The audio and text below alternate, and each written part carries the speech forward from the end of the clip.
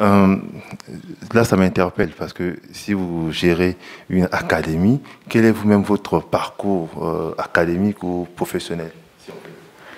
Ok, déjà, je suis le président fondateur de l'Académie de la Génération des Leaders. Et comme vous me donnez le choix, je vais parler du parcours professionnel. Déjà, à l'âge de 20 ans, j'ai commencé à exercer ma vie professionnelle étant libéral. J'étais encore en terminale. J'ai commencé à exercer des activités pour pouvoir subvenir aux besoins de mes études. Donc, j'étais déjà libéral. À 21 ans, après mon bac, j'obtiens un stage de l'école. Après le stage reçu par l'école, j'ai déclenché encore d'autres stages dans d'autres entreprises. Et à 22 ans, je suis embauché dans une entreprise, à 22 ans. Et après cette embauche, j'ai commencé à avoir des emplois dans plusieurs entreprises. Il faut dire que j'ai parcouru plusieurs entreprises et je pouvais changer ça comme des chemises. Et jusqu'à arriver à obtenir l'emploi que je vais parler de M10. Et c'est là-bas que j'ai passé beaucoup d'années, que j'ai travaillé beaucoup d'années chez M10, 11 ans et 6 mois chez M10. Et après M10, disons avant M10, j'ai été dans un mouvement de la jeunesse.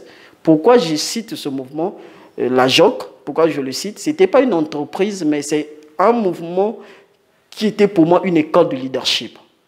S'il faut parler de leadership de façon informelle, très jeune déjà, je pouvais influencer ce qui était tout autour de moi. Je pouvais libérer une pensée, une idée, et qui influençait des gens qui étaient tout autour de moi. Déjà là, j'ai commencé à exercer le leadership. Mais dans le mouvement dont je parle, c'est là où vraiment je me suis senti réellement épanoui dans le leadership. Parce que ce mouvement nous accordait des formations. Et j'ai été détecté très jeune déjà responsable parce que j'ai occupé le poste jusqu'à être président national au Congo, jusqu'à être responsable de la sous-région de l'Afrique centrale. Donc, j'ai bénéficié des formations en Afrique du Sud et en Belgique, dans le domaine de l'entrepreneuriat, dans le domaine de leadership. Voilà pourquoi j'ai cité ce mouvement.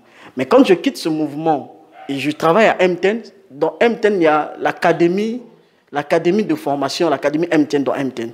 Donc, j'ai fait des formations aussi de leadership, de coaching dans l'académie. Je me pose un peu la question parfois, est-ce que c'est nécessaire de suivre des formations de leadership? Est-ce que ce n'est pas quelque chose d'inné? Est-ce que ce n'est pas un trait de caractère, ce truc de leadership, être leader? Oui, le leadership, déjà, à la base, on peut dire que le caractère joue. Un leader sans caractère, je peux dire, n'est pas leader. Le caractère joue. Le leadership, on peut dire au départ aussi, c'est inné. Mais le vrai problème, affûter ton leadership. Le vrai problème, positionner ton style de leadership. Le vrai problème, savoir réellement là où tu es en train de partir. John Maxwell a dit un jour, le leader connaît le chemin. Il monte le chemin, il prend le chemin. Mais si tu ne connais pas le chemin, tu ne peux pas prendre le chemin. Et tu ne peux pas montrer non plus le chemin. Alors tu peux avoir des connaissances internes, mais il faut arriver à mettre de l'ordre dans ton savoir. Mais pour arriver à mettre de l'ordre dans ton savoir, tu peux le faire toi-même par l'autodidacte, mais comme aussi d'autres personnes peuvent te donner aussi la capacité de mettre de l'ordre dans ta connaissance. Voilà, en ce moment-là, on a besoin d'aller dans les structures de formation pour apprendre. Vous avez organisé un événement, il y avait du monde à Elaïs la dernière fois, et j'ai remarqué que sur la fiche, c'était marqué évangéliste. Quel rapport avec le leadership? Bon, je ne dirais pas peut-être un rapport. Parce que le leadership, j'essaie de définir le leadership de cette manière. Je dis le leadership opère la transformation, rend les gens excellents, et les rend dynamiques, les amène à atteindre leur destinée. À tous les niveaux de la vie, nous avons besoin du leadership. Si nous voulons être excellents, si nous voulons être dynamiques, si nous voulons atteindre notre destinée, nous avons besoin du leadership. Les hommes de Dieu, ceux qui ont des ministères, c'est eux qui devaient libérer le leadership véritable. Parce que notre maître, le Seigneur Jésus-Christ, c'est le grand leader de tous les temps. La Bible est remplie des passages bibliques qui parlent du leadership. Du commencement jusqu'à la fin, on ne parle que du leadership. Nous pouvons décortiquer la Bible en trouvant le leadership. Si vous avez la grâce de lire mes livres, vous verrez que quand même je parle du leadership, les passages bibliques sont là.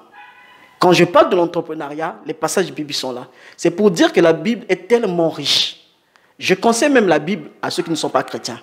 La Bible est tellement riche qu'en exploitant la Bible, on peut trouver des principes, on peut trouver des lois qui peuvent amener les gens à être transformés et à atteindre l'excellence. Voilà, donc être l'évangéliste, ça n'a rien, je ne peux pas parler du rapport, mais je peux dire que l'exercice de mon ministère, dans l'exercice de mon ministère, j'ai besoin d'associer le leadership pour aller plus loin. Là, ça devient intéressant. Mais finalement, donc, comment ça se passe au niveau de l'AGL? C'est des sessions de formation ou bien on s'inscrit pour un coaching privé? Comment ça fonctionne? Alors, jusqu'au moment où je parle, nous avons eu des formations modulaires où nous annonçons la formation, la date, les gens s'inscrivent. Nous avons eu aussi des séances de coaching à la demande. Quand la personne a besoin, il vient nous contacter. Nous avons d'abord les séances de diagnostic pour voir diagnostiquer son problème. Ça nous permet de pouvoir détecter combien de séances que nous pouvons travailler avec la personne. Et en ce moment, on passe aux séances de coaching. Jusque-là, c'est ce que nous faisons. Et j'ai oublié de dire que bien avant aussi, nous travaillons avec des entreprises.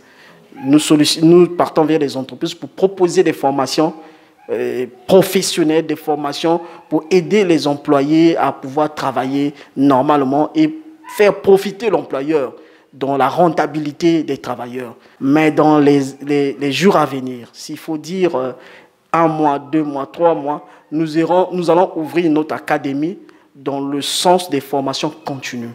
Ça deviendra comme une école carrément pour former les gens de façon continue. Déjà en janvier, s'il faut que je vous donne le mois, en janvier, nous lançons la rentrée académique en janvier. Déjà vers octobre, nous allons ouvrir les inscriptions pour permettre à tout le monde de pouvoir prendre leurs inscriptions. Monsieur Mambola, merci. Donc, on en sait un peu plus sur l'AGL et l'article suivra sur le site comme d'habitude. Ciao, bon week-end à tous.